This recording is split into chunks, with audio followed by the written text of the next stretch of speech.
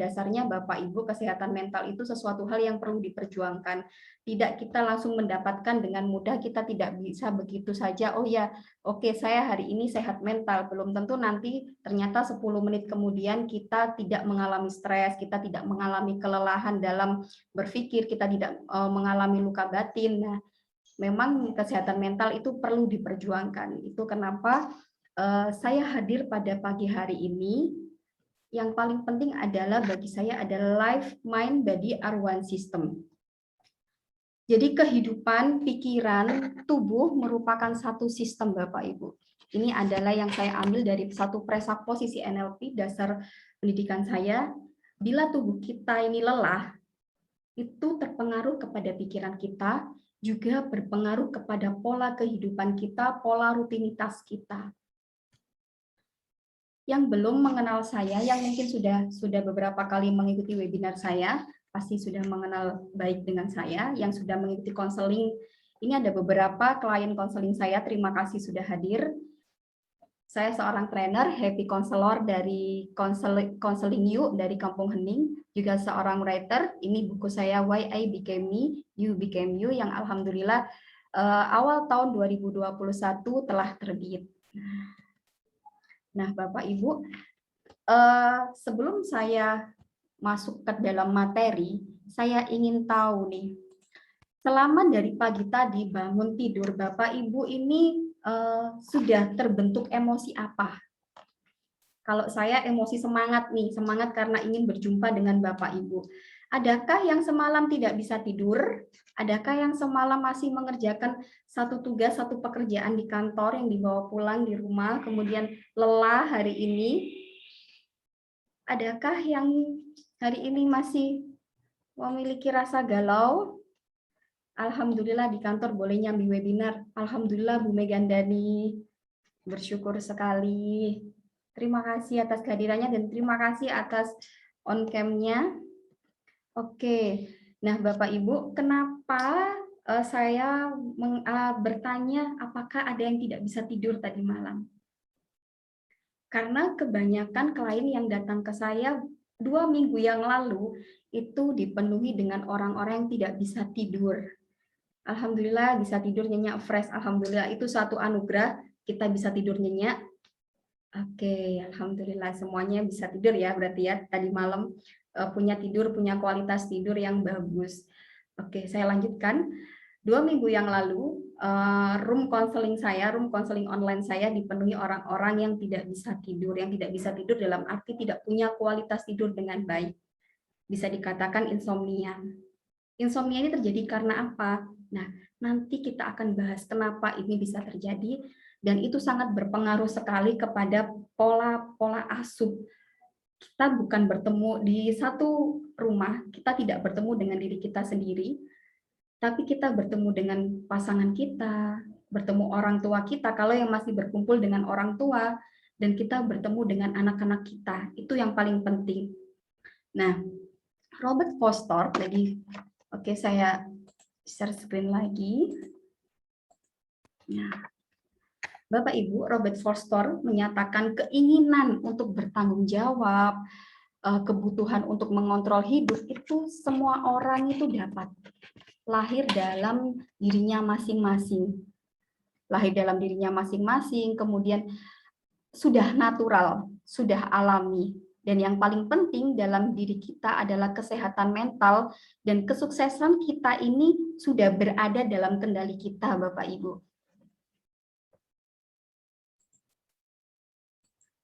Nah, kesehatan mental yang baik untuk seseorang ini seperti apa sih? Kesehatan mental yang baik untuk seseorang adalah ketika kondisi batin kita berada dalam tentram, dalam suasana tentram, dalam kondisi tentram dan tenang, sehingga memungkinkan kita ini menikmati kehidupan sehari-hari dan tidak menyinggung perasaan orang lain atau bisa menghargai orang lain di sekitar kita. Dan yang paling penting lagi bagi saya adalah kesehatan mental itu adalah ketika kita bisa mengenali emosi sehari-hari kita. Nah, untuk apa sih kita bisa mengenali emosi kita sehari-hari? Agar kita bisa memberikan feedback yang tepat atas emosi yang hadir. Apakah ada seseorang yang tidak bisa atau tidak mampu mengenali emosinya? Ada, Bapak Ibu. Jadi ada satu kasus, seorang ibu yang mengalami kepenatan, mengalami kelelahan secara fisik, mengalami luka batin yang dia katakan cukup parah. Kemudian putranya datang membawa satu piala. Dia teriak-teriak, "Mama, mama, aku juara satu, mama, aku juara satu." Dia pegang tuh pialanya, terus dia angkat-angkat, dia ingin dapat respon. Kemudian sang mama hanya mengatakan, "Oh, dapat piala, oke." Datar, Bapak Ibu.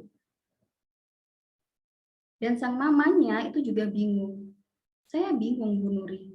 Saya sebenarnya itu senang, bahagia ketika anak saya pulang bawa piala, dapat juara satu, itu satu hal yang membanggakan.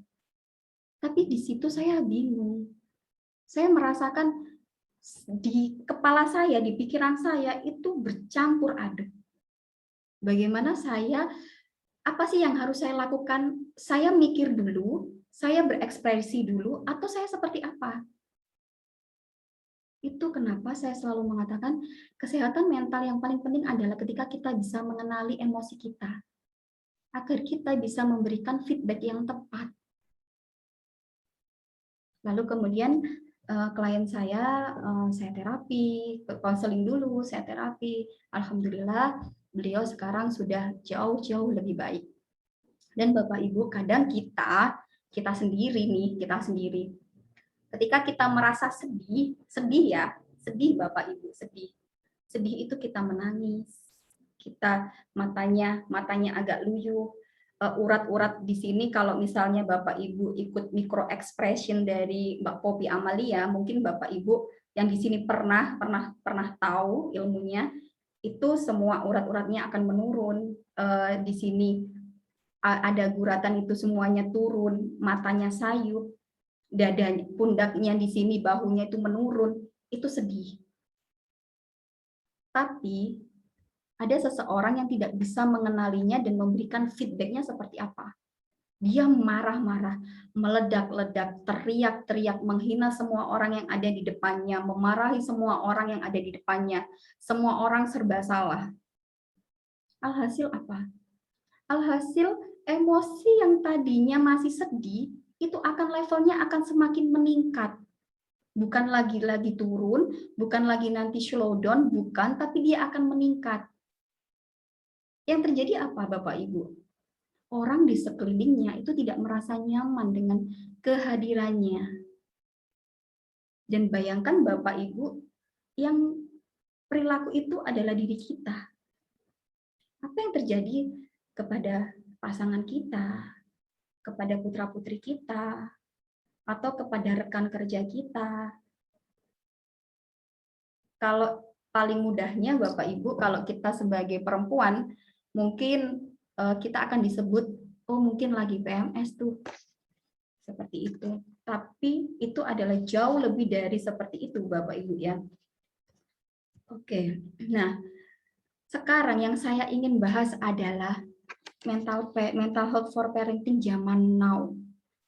Yang banyak sekali yang saya hadapi kasus baru-baru kali ini.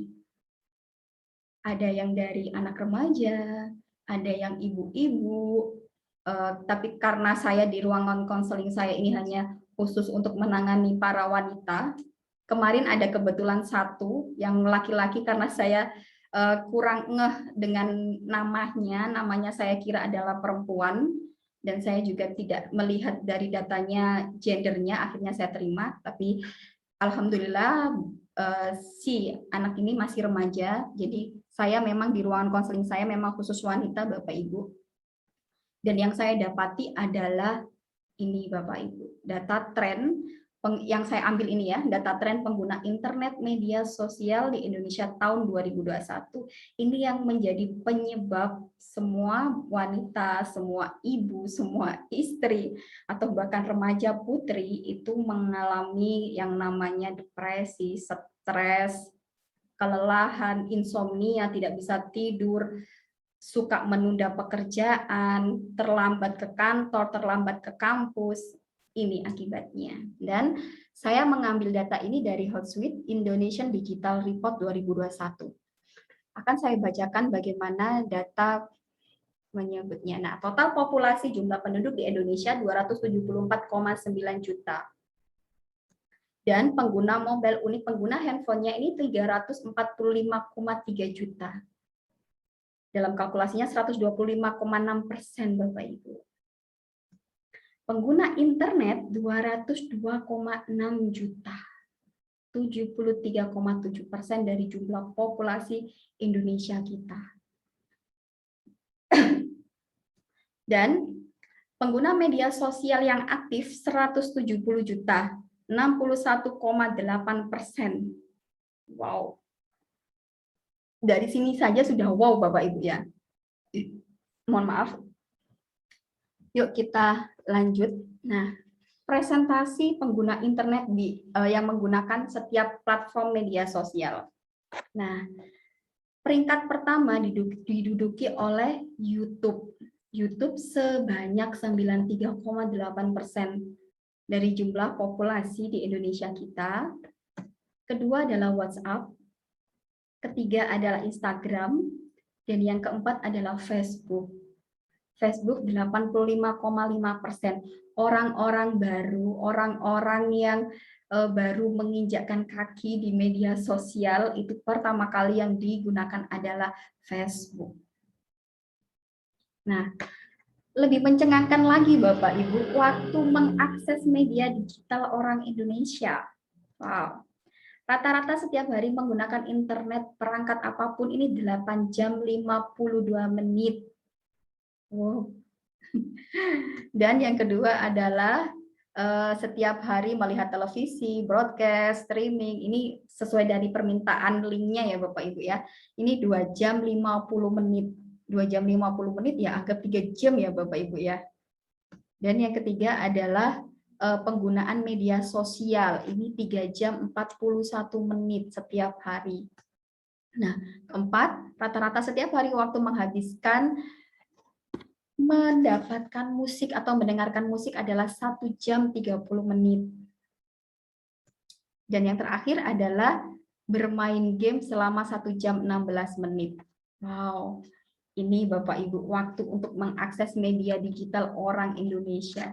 Dan kemarin suami saya pun mencoba satu aplikasi di dalam handphonenya.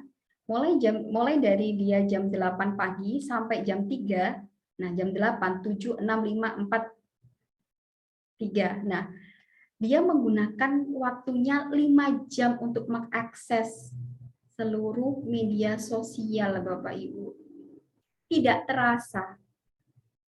Nah, ibarat sebuah keping uang logam Bapak Ibu, yang memiliki dua sisi yang berlawanan. Yang satu bermanfaat, yang satu berdampak negatif. Banyak sekali sih manfaat yang dengan adanya internet atau media sosial ya Bapak Ibu ya. Dengan mudah kita belajar. Kita tahu dari YouTube bagaimana kalau ibu-ibu bagaimana resep terbaru, bagaimana cara masak seperti ini, seperti itu kita mudah dengan belajar. Kita mudah bersilaturahim. Yang jauh jadi dekat. Seperti sekarang saya punya banyak saudara dari Papua yang selalu update dengan status-status saya, kemudian selalu menyapa saya di pagi hari, selalu mendoakan. Kita mudah bersilaturahim. Kita mudah memasarkan produk kita yang mungkin all shop, yang dulu hanya mungkin ada di mall, ada di pasar, ada di toko. Sekarang semuanya mudah sekali memasarkan produknya. Dan kita juga cepat dan mudah untuk mendapatkan info. Itu sesuatu hal yang bermanfaat Bapak Ibu. Tetapi bagaimana dampaknya ketika sisi negatifnya? Apalagi kita sebagai parent, sebagai orang tua, yang bisa jadi Bapak Ibu adalah pencari nafkah juga. Nah, dampaknya apa, Bapak Ibu? baru-baru ini mungkin Bapak Ibu pernah mendengar yang namanya fear of missing out atau FOMO. Nah, FOMO ini bisa diartikan satu ketakutan, satu kecemasan akan ketinggalan sesuatu hal. Istilah pertama kali ini di tahun 2013 Bapak Ibu oleh seorang ilmuwan asal Inggris yang bernama Dr. Andrew. Nah, dan kenapa FOMO dikaitkan dengan media sosial? Karena Bapak Ibu, hari ini media sosial, apalagi semenjak pandemi selama 2 tahun ini, semua orang bergantung pada media sosial. Awalnya bermanfaat, awalnya pengen dapat info. Mungkin cari infonya, cari manfaatnya mungkin satu jam agak lebih. Tapi selebihnya itu berdampak buruk atau berdampak negatif. Nah, seseorang yang terjangkit FOMO, Bapak Ibu, akan merasa bahwa dirinya rendah, akan merasa bahwa seseorang yang ada di dalam media sosial itu jauh lebih baik, atau kebalikannya yang menjadi, oh, gue jauh lebih baik gitu. Mereka gitu aja kok dipamerin. Nah, dan itu banyak kemarin saya mendapatkan klien seperti itu, Bapak Ibu. Dia bagaimana mengalami stres, mengalami depresi, akibat dia tidak bisa mengikuti gaya teman-temannya yang ada di media sosial. Sedangkan dia sudah terlalu jauh untuk istilahnya kalau biasanya pencitraan ya Bapak Ibu ya, itu terlalu jauh yang tidak sesuai dengan realita yang ada. Itu kenapa dia mengalami stres, mengalami depresi, apa yang harus saya lakukan? Nah, Bapak Ibu, mengapa seseorang terkena sindrom FOMO sih? Nah, penyebab paling besar yang membuat seseorang mengalami sindrom FOMO adalah karena penggunaan media sosial yang berlebihan di kalangan masyarakat. Ya, seperti apa yang saya sampaikan tadi, mungkin 1 jam itu mendapatkan manfaatnya, cari ilmunya. Oh, saya pengen tahu nih resep masakan ini nih. Nah, setelah sudah dapat nih, mungkin 15 menit udah selesai. Tapi ketika scroll ke bawah, kok lebih asik. Scroll lagi ke bawah, lebih asik. Nah, terus tuh tangan nggak berhenti-henti. Nah, Bapak Ibu sadari ya, hampir seluruh manusia di media sosial itu menampilkan jutaan rutinitas kehidupan. Bahkan ada yang dari bangun pagi sampai benar-benar tidur, itu semuanya diupload, semuanya dibagikan. Dia tidak sadar bahwa dirinya harus punya privasi masing-masing setiap orang ini. Ada sesuatu hal yang tidak bisa kita bagikan kepada orang lain. Nah, saking lelahnya Bapak Ibu, ini ciri-cirinya FOMO ya Bapak Ibu ya. Ciri-cirinya FOMO. Nah, seseorang yang tidak bisa mengalihkan pandangan dari handphone atau ponselnya. Seperti apa seseorang yang tidak bisa dapat mengalihkan pandangan handphone atau dari ponselnya, Bapak Ibu? Ketika kita ngajak ngobrol, dia masih memegang handphone. Kemudian ketika dalam suatu keluarga asik sih ngobrol, tapi dia jawab, tapi dia masih pegang handphone. Akhirnya yang terjadi apa? Miskomunikasi. Yang terjadi adalah miskomunikasi, berselang pendapat. Loh, bukannya tadi kamu menceritakan ini ya? Oh enggak, aku enggak cerita itu. Loh, emangnya aku dapat dari mana? Iya, karena kamu waktu aku ceritain, kamu masih pegang HP. Terus kapan aku menunggumu, kamu enggak pegang HP? Seperti itu, Bapak Ibu. Dan Bapak Ibu yang mengalami FOMO ini, kebanyakan postingannya dia menunggu-nunggu berapa sih postingannya yang di-like, berapa sih postingannya yang di-komen. Itu sama hal yang terjadi pada klien saya. Setiap hari ketika dia sudah posting rutinitasnya, 1 menit dia cek berapa orang yang sudah like, berapa orang yang sudah komen. Dan ketika dia tidak mendapati hal itu, dia cemas. Dia mengalami satu kekhawatiran yang berlebihan. Jangan-jangan dia si ini, si itu nggak suka, aku lagi gini, nggak suka seperti ini. Kecemasan itu terjadi karena postingannya tidak di-like oleh seseorang yang ditujunya. Dan yang kedua adalah merasa cemas, merasa khawatir bila tidak mengikuti tren. Nah, Bapak Ibu, akhir-akhir ini tren itu sangat-sangat booming. Apapun itu di media sosial, tren menjadi satu kondisi yang harus diikuti bagi orang-orang yang mengalami sindrom FOMO. Ketika dia tidak mengikuti tren, dia merasa cemas. Padahal dirinya sendiri sudah asik tuh, udah bisa tuh, udah keren. Tapi dia selalu melihat ke dalam dirinya, aku sudah update nggak sih? Aku sudah ikut tren nggak sih? Nah, sama yang kayak ketiga, merasa kesal bila Anda ternyata belum mengetahui kabar yang paling update. Seseorang yang merasa kesal, kenapa dia duluan yang dapat kabar, kok aku belum? Nah, ternyata wifi-nya mati, ternyata paketannya lagi ngadat. Dia merasa kesal ketika orang lain atau ketika satu dalam grup udah tahu duluan daripada dia. Padahal sebenarnya itu wajar-wajar saja sebenarnya. Tapi ada yang mengalami hal itu, ada Bapak Ibu. Banyak dari ibu-ibu, banyak dari remaja. Dan yang keempat adalah ketika melihat postingan teman, selalu berkaca dan mengatakan, ah gitu aja kok bangga. Susah untuk diajak bertemu secara offline. Kalau dulu bahasanya kopi darat ya Bapak Ibu ya. Kalau zamannya dulu adalah bahasanya kopi darat. Mungkin di sini ada yang zaman-zaman tahun 90-an kalau mengatakan ya kita kopi darat. Nah, kalau sekarang 2 tahun ini Bapak Ibu ya, yuk kita offline. Kita tatap muka. Malu ketika diajak offline. Karena apa? Karena tidak sesuai dengan apa yang diperlihatkan, apa yang disampaikan di media sosial. Dan itu menjadi satu kecemasan, satu kekhawatiran, dan satu ketakutan. Dia selalu beralasan, selalu beralibi. Aku nggak bisa, aku seperti ini, aku di rumah ada acara, aku seperti ini. Itu hal-hal yang sudah tidak wajar, yang sudah melebihi Bapak Ibu.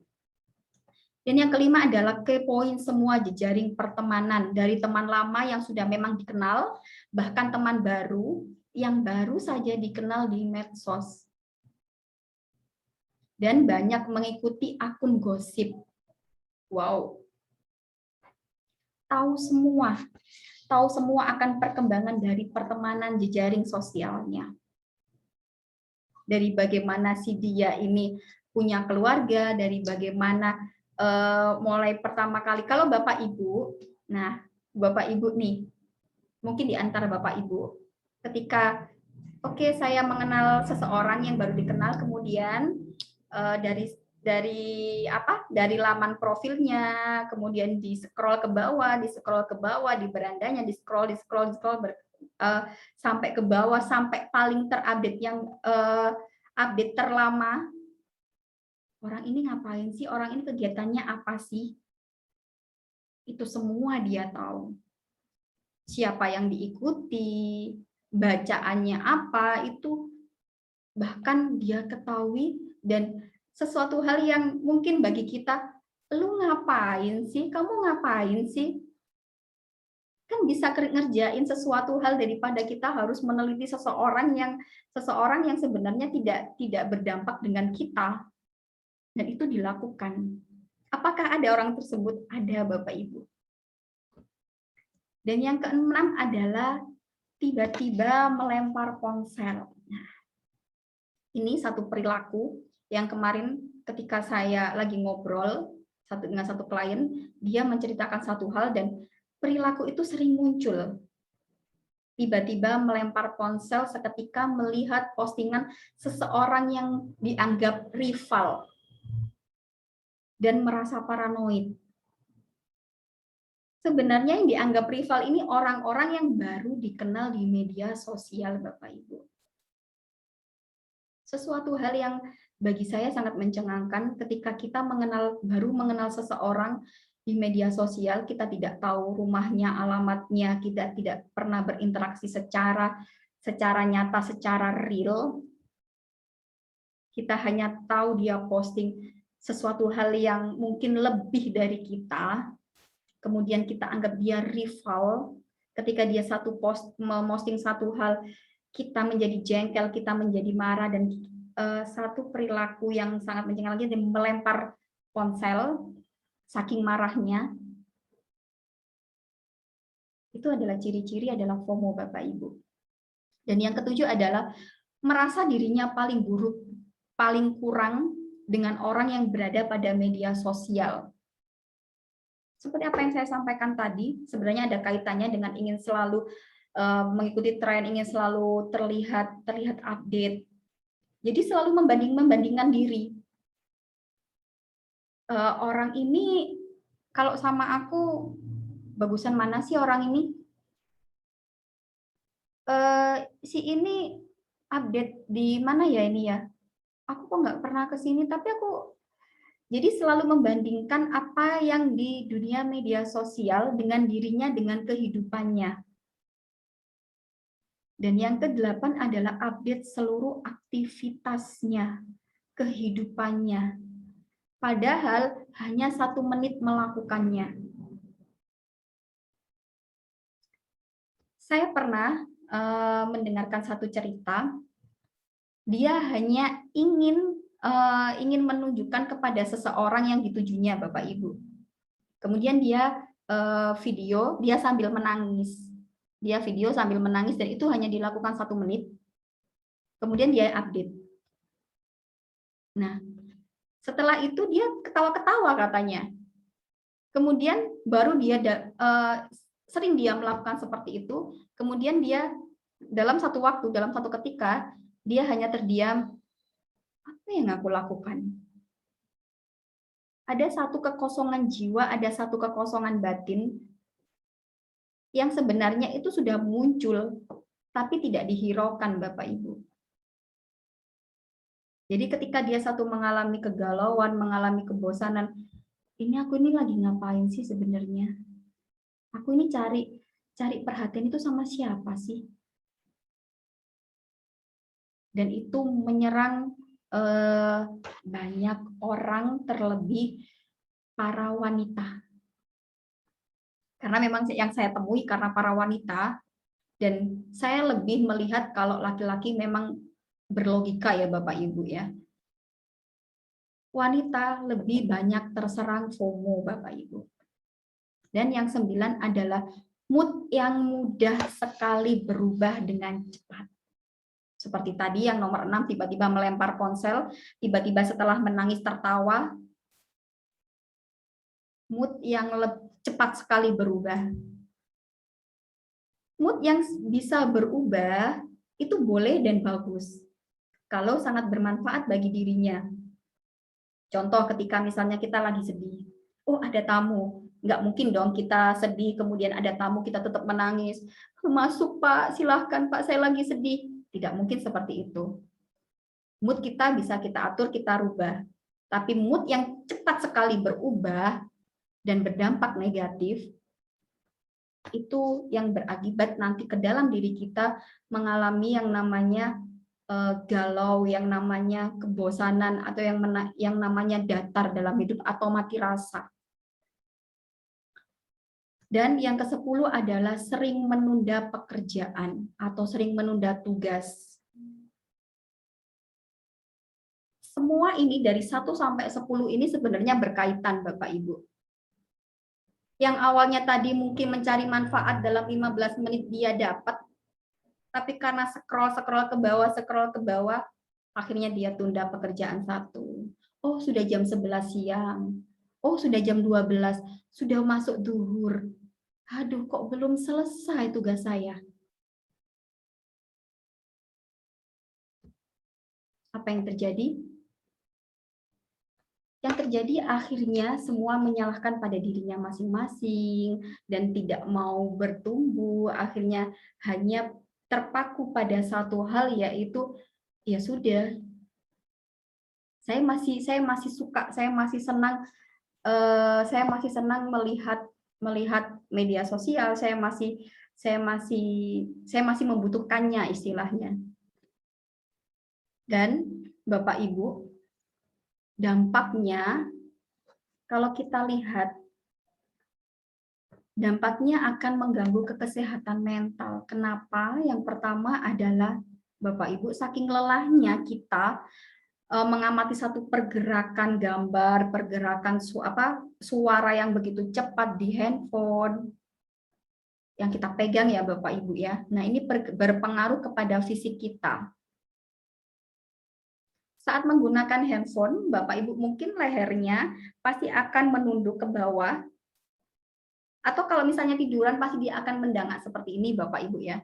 Dan kebiasaan itu yang membuat otot leher kaku, kram, dan pada kondisi parah, kebiasaan menunduk itu terlalu lama merupakan salah satu dampak negatif HP bagi kesehatan,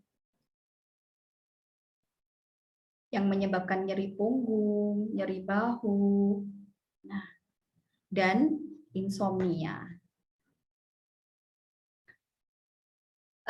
Saya kemarin juga mendapatkan cerita, saya nggak bisa tidur, Bu Nuri. Oke, nggak bisa tidur. Tapi ketika saya nggak bisa tidur, saya pegang HP, saya malah jadi nggak bisa tidur lagi. Ya betul, kenapa harus pegang HP? Dia berpikir, oke, saya pegang HP biar saya bisa mengalihkan, bukan mengalihkan, tapi kita akan semakin fokus. Mata kita, pikiran kita, tangan kita itu fokus ke dalam sesuatu hal yang ada dalam HP itu, dalam media sosial. Dan seperti apa yang saya sampaikan di awal adalah kehidupan, pikiran, dan tubuh itu merupakan satu sistem, Bapak Ibu. Bila tubuh kita lelah, akan berpengaruh kepada pikiran kita dan pola hidup kita juga. Hormon kortisol dan adrenalin ini akan lepas, Bapak Ibu. Akan lepas dan kita akan mengalami satu kecemasan, apalagi sesuatu hal yang berlebihan ya Bapak Ibu ya, tentu dampaknya akan buruk. Nah, selain dapat dampaknya untuk kesehatan mental, sindrom FOMO ini juga mampu mempengaruhi hubungan sosial seseorang. Nah, di era digital ini tidak ada jarak Bapak Ibu bagi seseorang yang menjalin hubungan sosial. Saya sekarang dan Bapak Ibu bisa menjangkau nih, kita bisa ngobrol, kita bisa berinteraksi, tidak ada jarak sekarang. Jarak kita hanya tubuh kita, tapi secara pikiran kita, secara mungkin visi misi kita akan sama. Seperti klien-klien saya yang datang ke ruangan konseling saya, kita hanya terjarak oleh jarak aja gitu. Tapi kalau secara tubuh, pikiran kita itu kita sama. Jadi sebenarnya tidak ada jarak di media sosial sekarang. Dan itu damage-nya, kerusakannya itu yang ditimbulkan dari gangguan FOMO. Semakin besar karena tidak hanya mempengaruhi pergaulan offline, tapi juga online.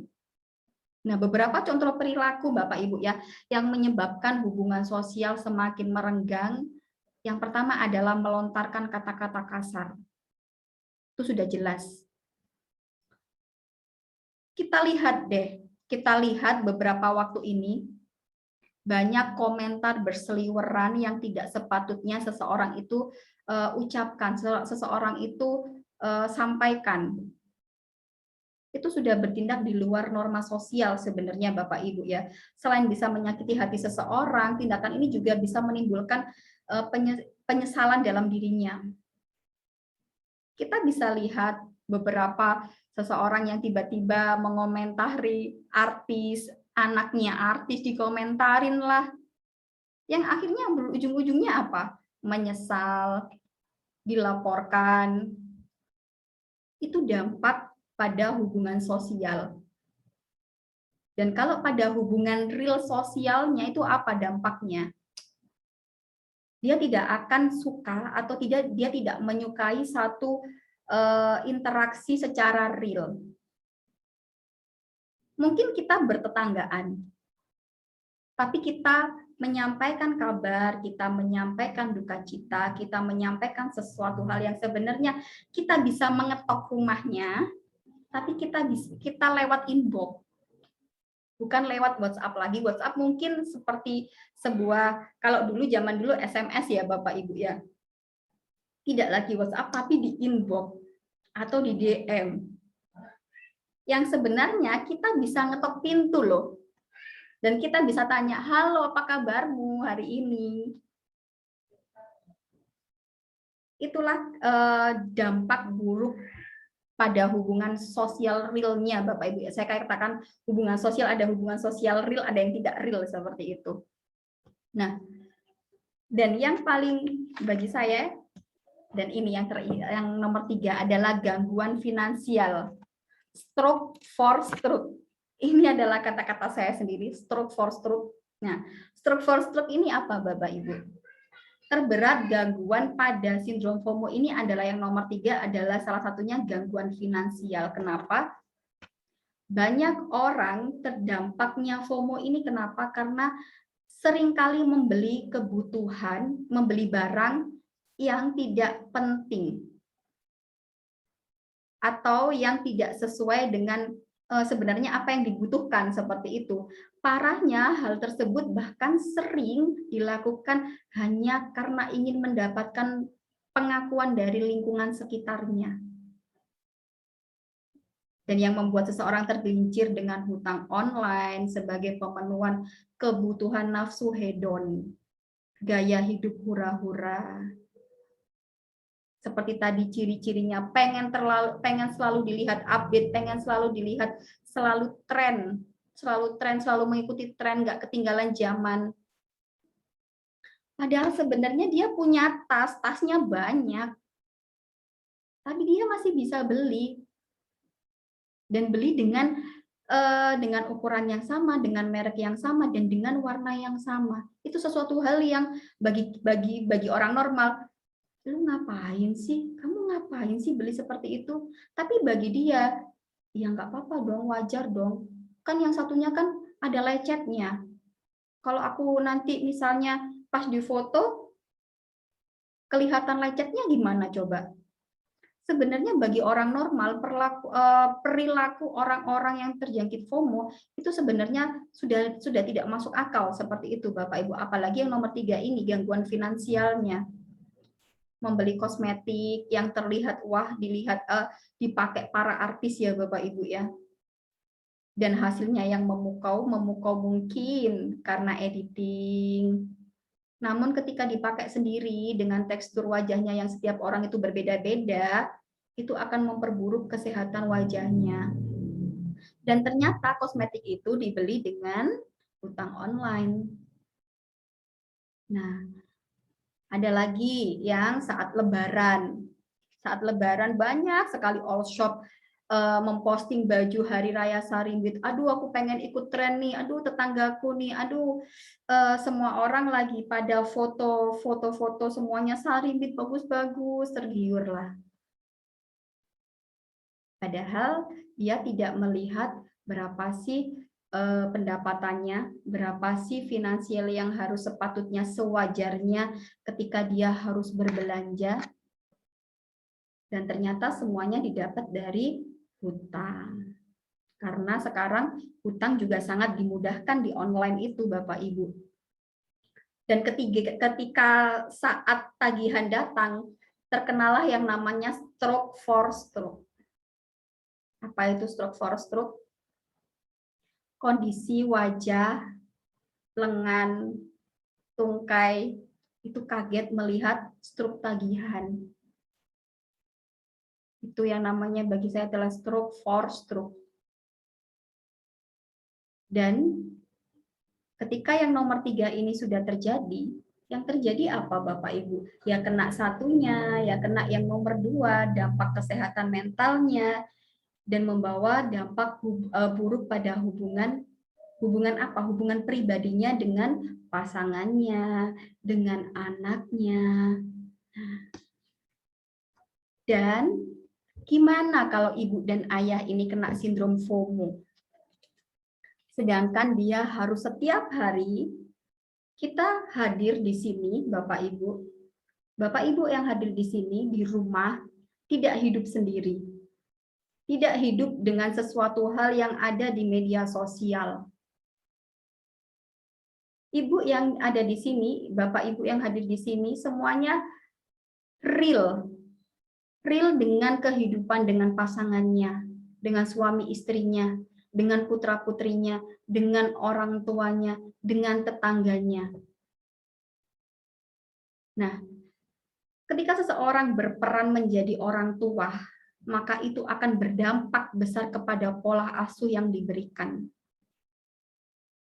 Menunda pekerjaan bila kita menjadi seorang ibu rumah tangga itu sering dilakukan. Menunda aktivitas pekerjaan rumah, tahu-tahu anak sudah datang belum masak. Tahu-tahu sudah zuhur, waktunya jemput anak, tapi rumah masih berantakan. Pusing, marah, stres, dilimpahkan ke siapa? Ke anak juga. Anaklah yang jadi korban. Dan ketika itu, ternyata si anak juga mengalami sindrom FOMO karena apa? Karena si ibu dan ayah selalu tidak membatasi dia menggunakan atau mengakses internet.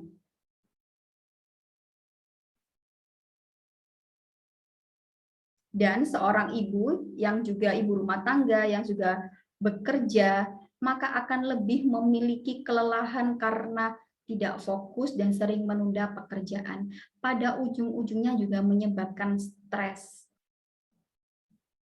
Stres orang tua tentu akan berdampak pada lingkungan keluarga, terutama pasangan dan anak seperti apa yang saya sampaikan tadi Bapak Ibu. Melihat anak yang baru pegang HP, setelah mungkin tadi habis belajar kita tidak tahu, kemudian kita marah. Dan yang paling seremnya, ketika anak tidak mengkonfirmasi hal itu. "Ma, aku baru pegang HP 5 menit loh. Ma, aku baru pegang HP 10 menit loh." Ketika dia tidak mengkonfirmasi itu, dia hanya menggerutu di dalam pikirannya, di dalam hatinya, itu yang paling bagi saya paling serem. Apakah saya tidak pernah memarahi anak saya? Ya, saya sering memarahi anak saya. Tapi dalam konteks-konteks tertentu. Tapi yang saya harapkan kepada anak-anak saya adalah ketika dia bisa mengeluarkan pendapatnya.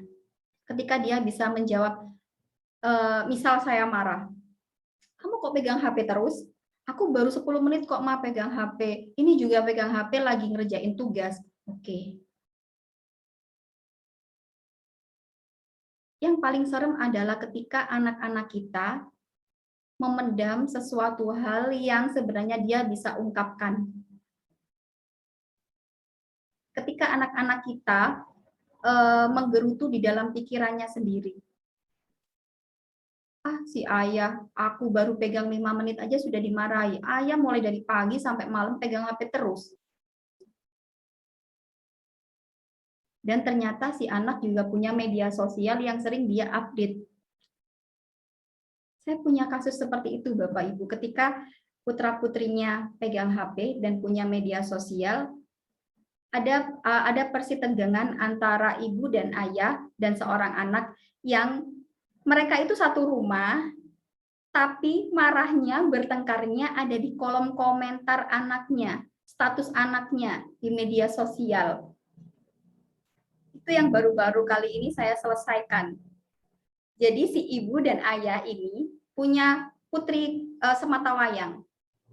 Dia umur kelas 3 SD. Kelas 3 SD, kemudian di situ dia bertengkar karena saya hari ini sudah ada izin dari beliau, saya mengungkapkan cerita ini. Jadi saya ceritakan. Jadi di dalam komentar itu di dalam statusnya si anak ini lagi menggerutu tentang kebiasaan ibu dan ayahnya yang sering memarah-marahinya.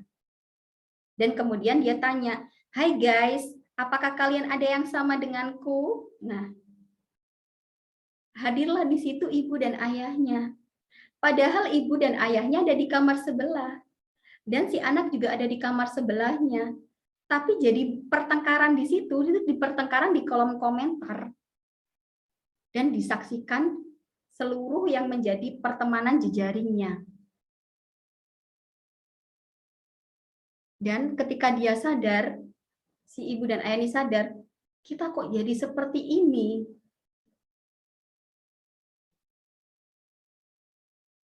Dan bersyukurlah Bapak Ibu yang cepat menyadari bahwa dampak FOMO, dampak media sosial itu ada yang seperti tadi apa yang saya sampaikan, seperti ibaratkan satu keping mata uang logam yang bersebelahan. Ada yang sisinya positif, ada yang sisinya negatif, Bapak Ibu. Dan bagaimana sih mengatasi FOMO ini? Mengatasi FOMO ini adalah dengan JOMO.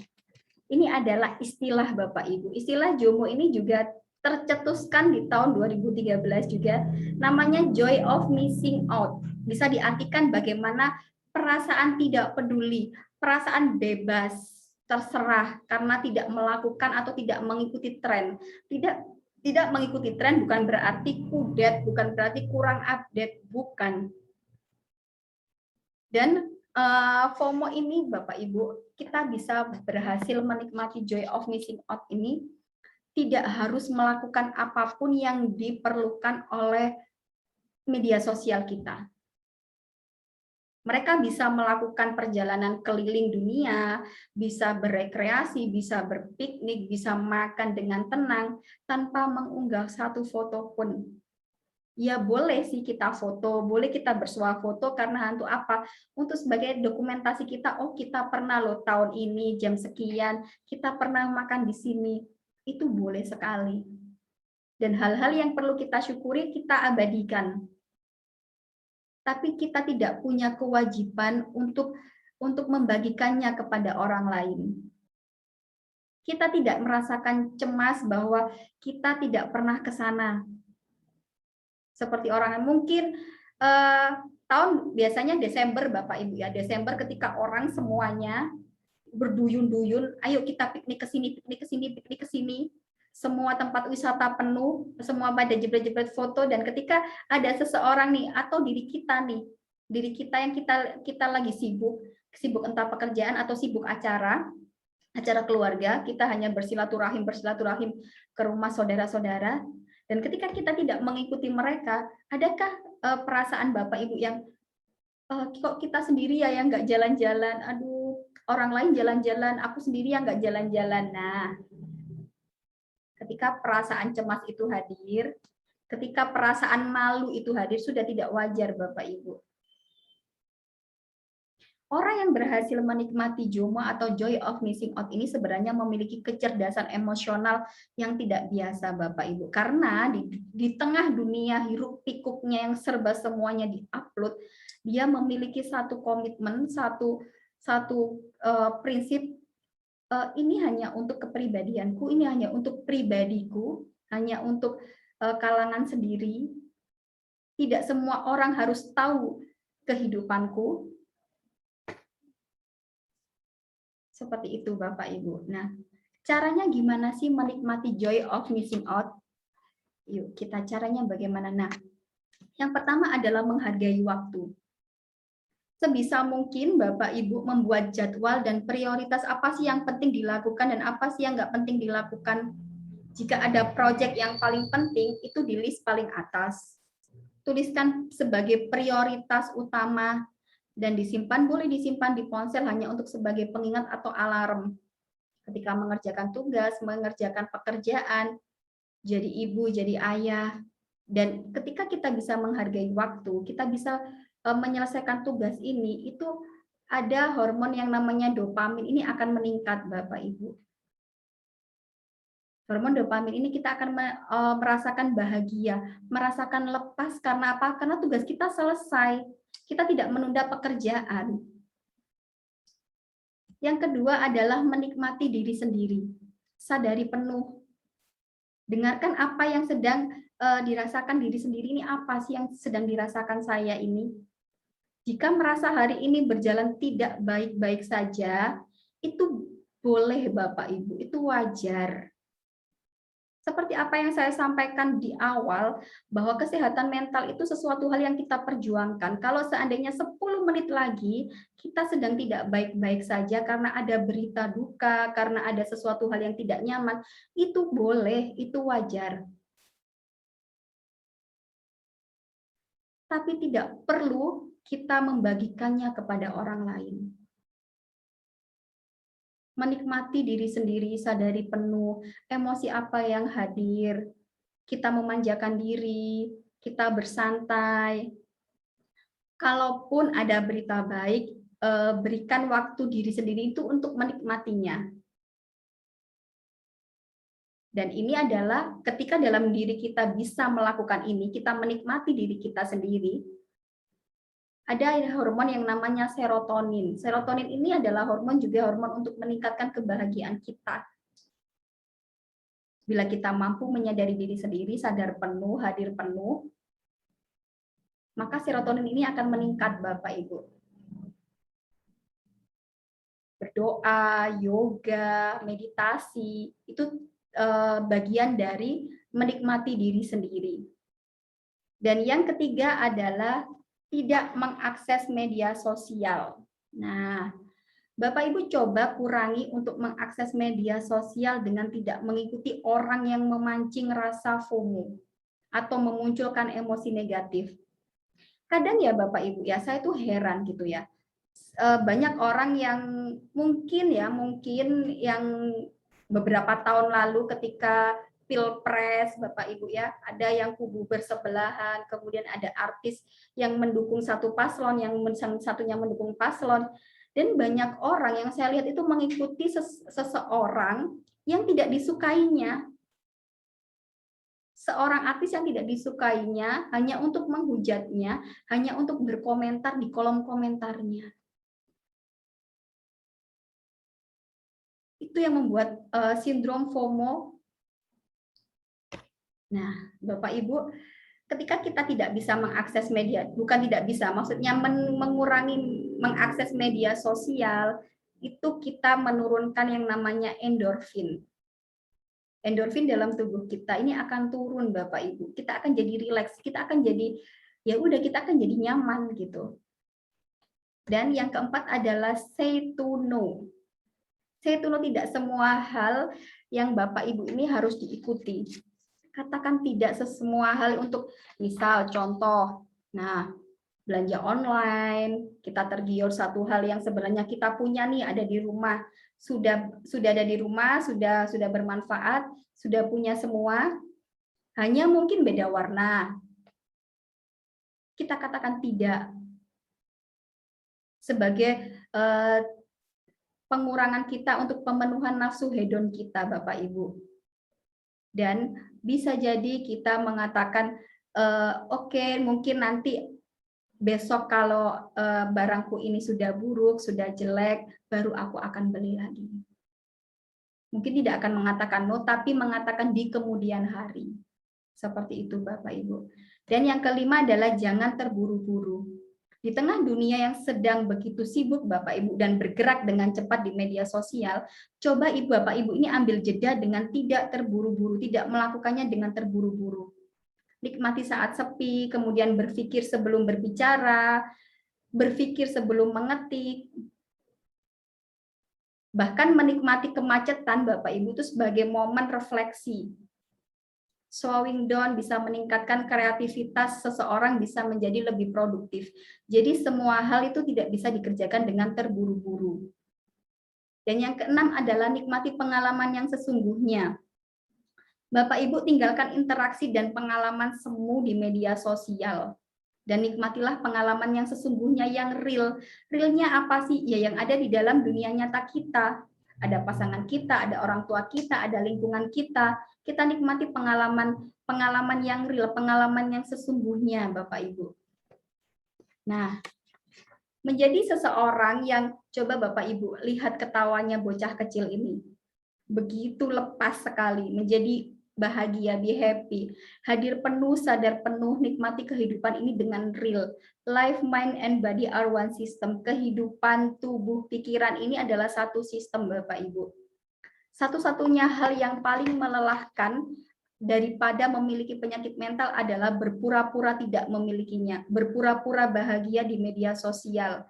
Padahal setelah itu kita menangis. Tidak apa-apa kok tidak merasa stabil, tidak apa-apa sejenak untuk memutuskan hubungan yang ada di media sosial, sejenak.